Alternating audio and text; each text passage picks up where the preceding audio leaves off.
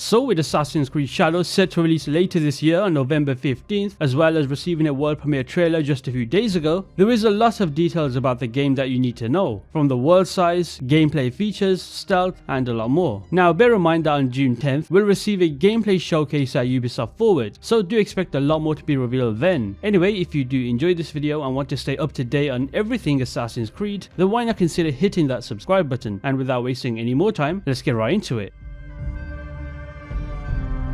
So let's start off first by talking about the size of Assassin's Creed Shadows world. In an interview with IGN, creative director Jonathan Dumont shared some news about Assassin's Creed Shadows. He mentioned that the game will be in line with the latest Assassin's Creeds that they've done. He also compared the game's scale to Assassin's Creed Origins, saying it's around the same size. They aimed for a more realistic scale, so the castles and mountains feel massive and authentic, making the environments feel much more expansive. So think of it as being similar in size to Origins, but with even more immersive landscapes. As for the actual map, we can see from this image, which shows the map of the game from a collector's edition of Assassin's Creed Shadows. The map is divided into regions modeled after Japan's historical provinces, such as Iga, the home of the shinobi, Arima, a site of a major battle, Omi, an agricultural area, Harima, Ki, Shinano, Yamato, and Setsu. When it comes to how playing as both protagonists would work, it's similar to Assassin's Creed Syndicate. Shadows lets you play with two protagonists and switch between them throughout the story. The first, Naoi, is a fictional character portrayed as the daughter of Fujiyabashi Nagato. The second lead, Yasuke, is based on a real historical figure, originally from Africa. He traveled to Japan with the Portuguese in 1579. The official Assassin's Creed website states that we can tackle quests with our preferred character, as each character has distinct playstyles, skills, stats, and gear. For instance, if you'd like to confront your enemies directly and dive into battle, Yasuke would be your ideal choice. But if you want to sneak around a heavily guarded castle, switching to Naoi might be your best bet. Now what's interesting to note is that Assassin's Creed Shadows will be the first game in the series that features a real historical character as a playable character, being Yasuke. Assassin's Creed Shadows will introduce a dynamic seasonal system that cycles through spring, summer, autumn, and winter. The progression into each season is linked to your main story milestones, making sure the game remains historically accurate while also providing a realistic experience. Each season distinctly affects gameplay. During spring and summer, the lush vegetation offers plenty of cover, allowing you to hide in bushes and tall grass. However, as autumn turns to winter, these plants wither, reducing your hiding options. Additionally, water bodies freeze over in the winter, blocking access to certain areas, and icicles that form can reveal your location if they are disturbed. The behavior of NPCs also changes with the seasons. In summer, you might find enemy samurai actively cutting through foliage to find you. In the colder months, enemies gather near heat sources, which could allow you to explore alternative, less guarded paths.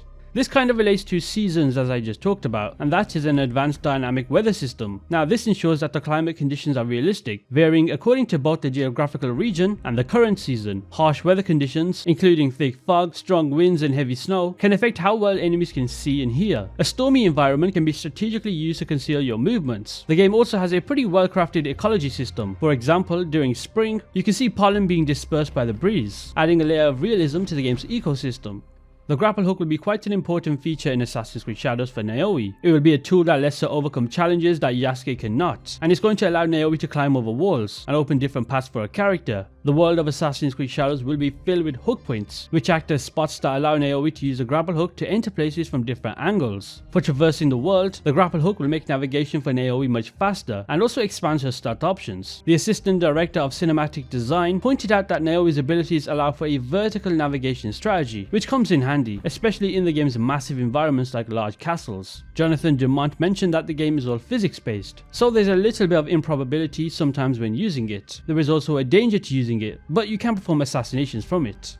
And just staying on the topic of tools, Ubisoft has mentioned that in Assassin's Creed Shadows, you'll be able to use a combination of a tanto, which is a small blade, alongside another weapon. This suggests a dual-wielding combat option, hinting at a return of hidden blade combat. It sounds somewhat similar to how Connor used his hidden blade with a knife to counteract enemies in previous games. Shadows will be a game not only just focusing on stealth in some regards, but also introducing destructible environments. While the Assassin's Creed series has always included some destructible environments, the scale in the past was not this extensive. In Assassin's Creed Shadows, we'll be able to destroy anything that would realistically break with the tools that are available to us. For example, screen doors can be slashed open, plus you can even assassinate enemies through these breakable walls and doors.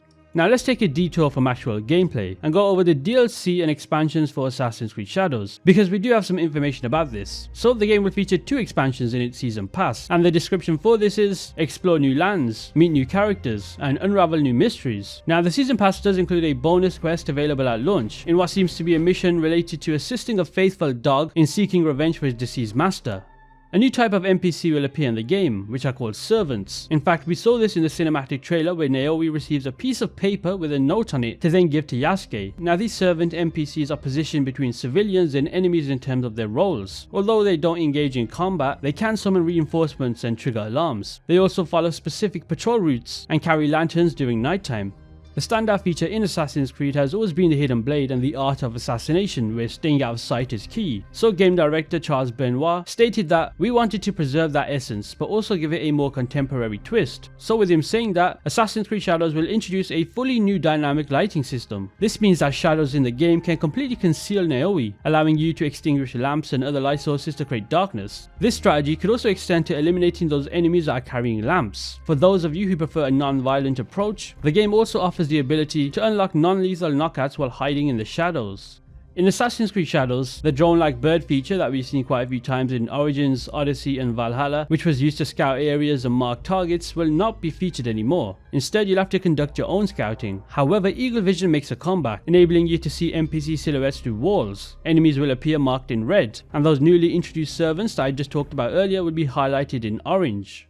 When it comes to the structure of quests and missions, you're in for a dynamic campaign that's all about taking down specific targets. Ubisoft really opened up the gameplay, allowing you to tackle these targets in whatever order you like. So as you roam the game's world, you might bump into some of these targets without even trying to track them down. The other targets will require you to sneak your way through more structured stealth-based missions. The campaign is still focused on clear objectives, but instead of holding your hand every step of the way, they're nudging you forward with just a few hints here and there. This approach really puts the reins in your hands. You can choose to play most of the main story quests as either Yasuke or Naomi, which really does shake up how you can approach each challenge. Plus, both characters have their own unique missions and special intro quests that only they can tackle. The game also features side missions on top of the main story. There's places to explore, castles, temples, shrines and more. On top of all of that, you can set up a spy network. You'll send out agents to gather intel on your targets, giving you a leg up on your strategy. Naomi has the ability to go prone, which is a brand new feature for the series and something not commonly seen in stealth games beyond Metal Gear Solid. One of the developers at Ubisoft gave an example of this situation. So in the summer, you can crawl into ponds and hide underwater. However, in the winter, that same pond will be frozen over, blocking the option. This will force you to plan new methods and simultaneously remove others, altering the ways and paths you can use to infiltrate.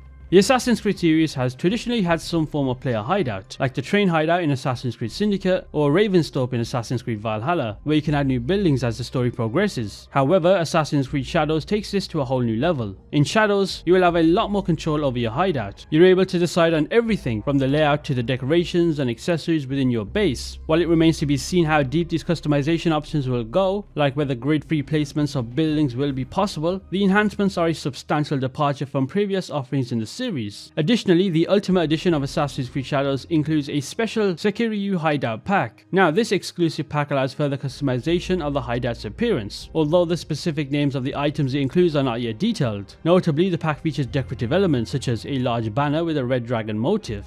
So in Assassin's Creed Shadows, within this period of Japanese warfare, shields were not utilized, so your defensive options are just limited to wearing armor. Oh yeah, and mastery of dodges and positioning is crucial. We also did not see shields in Assassin's Creed Odyssey, so make of that what you will. As a samurai, Yasuke has the ability to block incoming attacks and execute parries. Naomi, on the other hand, takes part in combat but cannot block or parry. She can simply just deflect enemy strikes. Now this one goes hand in hand with shields, and that is enemy armor in the game features a durability system, meaning it can be broken during combat. Regarding the targets in Assassin's Creed Shadows that I mentioned earlier, the game's emphasis on renewed stealth mentions that it will build upon the Hitman-style black box missions seen in Assassin's Creed Unity and also Syndicate. These missions allowed for various ways to eliminate targets. While Ubisoft's mouths remain shut about specifics, Jonathan Dumont believes that people will appreciate the diversity we've incorporated into our targets. He also hints at multiple strategies for taking down targets, along with potential drawbacks and unexpected twists. The game will have a feature that allows you to craft. Now what I mean by this is that you can essentially create and personalize your own katana using components that you collect throughout the world. A transmog system will be available to customize the appearance of your gear to your exact preferences. When it comes to weapons in Assassin's Creed Shadows, based on what we've seen, bows were not featured at all in the cinematic trailer. However, it's been confirmed that Yasuke can use a bow in the game. Shadows also features a variety of period accurate weapons, such as katanas, kanabo war clubs, yari spears, shuriken, kunai, and the kusarigama, which is a sickle attached to a chain. An interesting weapon to note is the arquebus rifle, which can be used with Yasuke. As I mentioned earlier in the video, shields are not part of your arsenal, as Ubisoft mentioned this era did not feature them. Shadows will feature a skill tree, and every weapon in the entire game will contain its own skill tree, so the more you use a specific weapon, the more proficient you will become with it. Active combat skills can be acquired by discovering ninja scrolls scattered throughout the game's world. What's pretty cool is that Yasuke and Naomi each have their own skill trees and gear, but they share XP, collected weapons and resources, so it's up to you to decide who to level up more.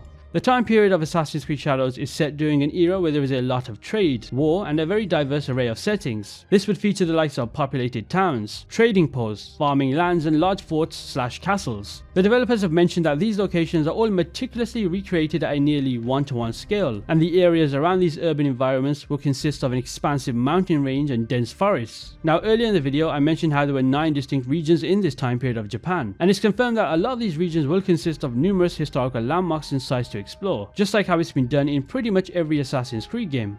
In Assassin's Creed Shadows, the synchronization points are making a comeback, but they've been given a fresh twist. Now when you climb to these spots, you will not see your map get flooded with icons, and you will also not get that usual spinning drone view. What you can do is take in the landscape from these elevated positions and pinpoint key places you might want to check out on foot. The plan here is that Ubisoft is aiming to reduce the clutter of icons on the map, and this aspect of Assassin's Creed Shadows plays into that strategy. Now since these sync points are changed up quite a bit, this does not affect fast travel, as you can still teleport to these locations. With anticipation running high for Assassin's Creed Shadows releasing this November, Ubisoft has encountered a significant hiccup. Many people find themselves unable to play the game. For the first time since 2014, Assassin's Creed Shadows will not be available on PlayStation 4 or Xbox One. The game is set to launch only on PC, PS5, Xbox Series X and S, and also Mac. I love this because I feel like the old gen is holding back game development. The Assassin's Creed games have always been using the Anvil engine, but more specifically different versions of it for certain games. Assassin's Creed Shadows utilizes an upgrade version of the Anvil game engine. This latest iteration enhances the game's graphics with improved global illumination for better lighting, introduces breakable props, offers more detailed asset meshes, and massively reduces pop-in. It's also the main reason we're able to witness seasonal changes in the game.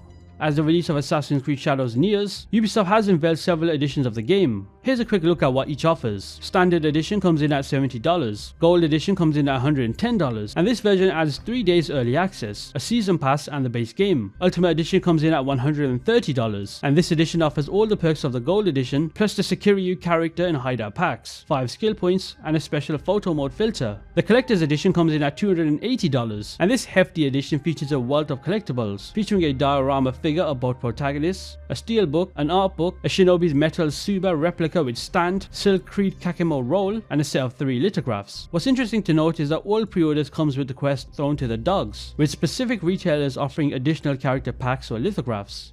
Assassin's Creed Shadows, primarily developed by Ubisoft Quebec, has seen contributions from a whopping 15 other studios over the years. The list of all the studios are displayed on the screen. Now, it's not entirely clear why Assassin's Creed Shadows required such a large array of support studios, but it might have something to do with the Anvil pipeline engine, aimed at bringing unity across the Assassin's Creed series. It's possible that some of these studios, perhaps even those currently working on Hex or other Assassin's Creed projects, lent their expertise to Shadows. According to Insider Gaming, to put that into perspective, another Ubisoft game like Skull and Bones had 11 studios working on it for nearly a decade.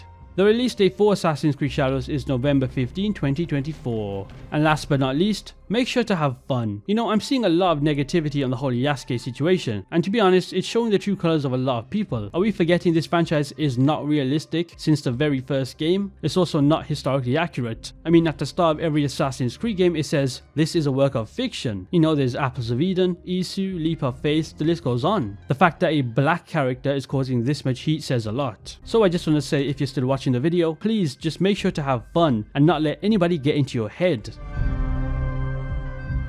So those are 30 new details about Assassin's Creed Shadows. Now everything mentioned in this video is prior to any gameplay being shown. It's pretty much guaranteed that we'll be seeing gameplay at Ubisoft Forward on June 10th, so that's something to look forward to. If you did enjoy this video, be sure to hit that subscribe button, and with that said, I'll see you in the next one.